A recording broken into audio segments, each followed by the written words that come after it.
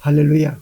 믿음의 사람 이삭의 생애 가운데 가장 극적인 사건은 바로 모리아산에서의 순종입니다.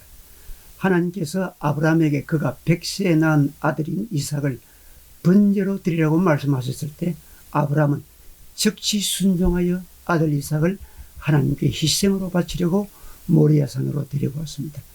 이삭은 모리아산을 오르면서 하나님께 희생 드릴 때 쓰일 짐승이 없다고 물었을 때 아브라함은 하나님께서 준비하실 것이라고 대답했습니다.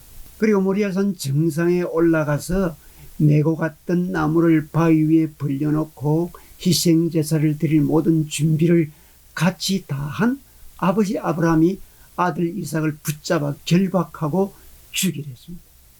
이때 이삭의 반응은 어땠습니까? 그는 너무 급작스럽고 기가 막힌 죽음 앞에서도 하나님의 명령이라는 아버지의 말에 순종했습니다.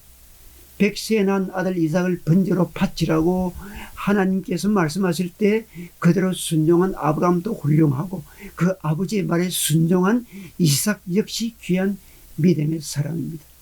이삭은 생각할 여유도 없이 즉시로 하나님께 번제로 드려져야 할 상황은 그렇지만 이삭은 반항하여 늙은 아버지께 달려들지 않고 그대로 순종했습니다. 이것이 이삭의 믿음의 위대성입니다. 이삭은 자신의 뜻을 바로 꺾어버리고 하나님께서 아버지를 통하여 주신 그 명령에 순종했습니다. 이삭은 순종의 사람이었습니다. 이삭은 항상 순종함으로 믿음의 삶을 보여주었습니다. 아내를 선택할 때도 아버지가 자기의 고향 친척 집에 종 엘리에셀을 보내어 리베가를 선택하여 왔을 때도 그대로 순종했습니다. 순종은 정말 귀하고 소중합니다. 이삭의 순종은 하나님의 말씀을 전적으로 믿고 순종하는 것이었습니다. 이삭은 평범한 사람이지만 순종함으로 믿음의 위인이 되었습니다. 이삭의 순종은 예수 그리스도의 모형입니다. 우리 예수님은 우리 죄인들을 구원하기 위하여 십자가를 지시고 모든 고난을 다 받으시고 생명까지 내어주셨습니다. 우리 죄를 대신 짊어지시고 구속을 이루셨습니다. 전적 성부 하나님 아버지의 뜻에 순종하셨습니다. 성경은 말씀합니다. 마태복음 26장 39절 내 아버지 만일 할만하시거든 이 잔을 내게서 지나가게 하옵소서.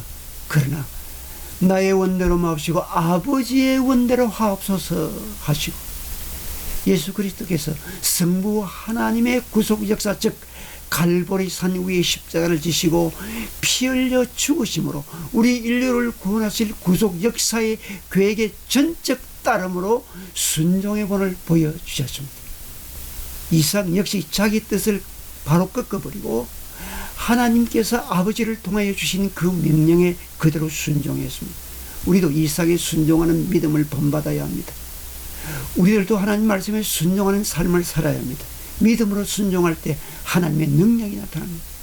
이삭이 자신의 몸을 번제로 드리는 하나님 말씀에 순종할 때 죽음 직전에 하나님께서 멈추게 하시고 이삭 대신 받쳐질 뿌리 수풀에 걸린 숫양을 이미 준비해 두셨고 그 양을 번제로 드리게 하시고 이삭을 살려주셨습니다. 하나님은 순종하는 자에게 은혜를 주시고 능력을 주십니다. 성경은 말씀합니다. 창세기 22장 18절 또 내 시로 말미암아 천하 만민이 복을 받으리니 이는 내가 나의 말을 준행하였음이니라 하셨다 하니라.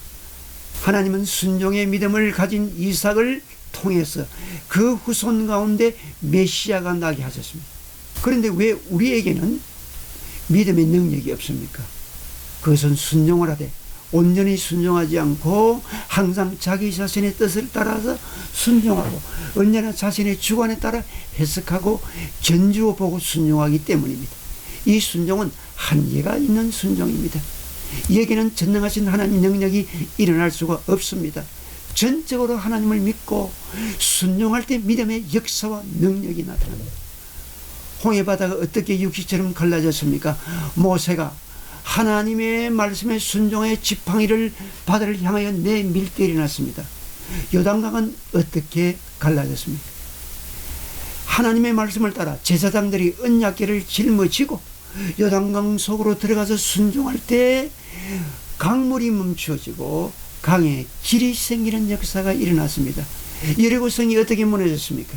하나님의 명령에 따라 하루에 한 바퀴씩 돌고 7째 날에는 7번 돌고 큰 소리를 외쳤을 때 여리고성이 무너졌습니다. 순종할 때 하나님의 역사가 일어났습니다. 우리도 하나님께서 명령하실 때 적극적으로 순종해야 합니다. 우리는 하나님의 뜻이면 바보같이 보일지라도 분별 없이 보일지라도 단순한 마음으로 순종해야 됩니다. 우리는 순종하는 신앙을 우리의 자손들에게도 보여주어야 합니다. 루마니아의 프로레스코 목사가 공산당에게 잡혀오게 갇히게 되었습니다.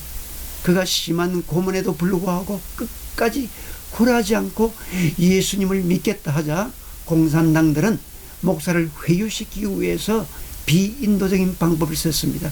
그의 11살짜리 아들을 그의 앞에서 발가벗기고 거꾸로 매달아 끓는 물을 코에 부어넣는 등 차마 눈 뜨고 볼 수 없는 고문을 가했습니다.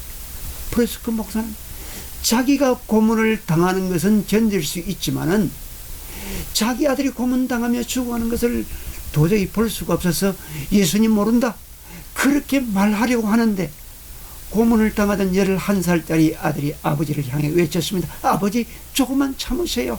나는 배신자가 된 아버지를 내 아버지로 모시고 싶지 않아요. 그래서 그 목사는 아들의 이 말에 용기를 얻었습니다. 그리고 힘을 내어 끝까지 공산당에게 항거했습니다.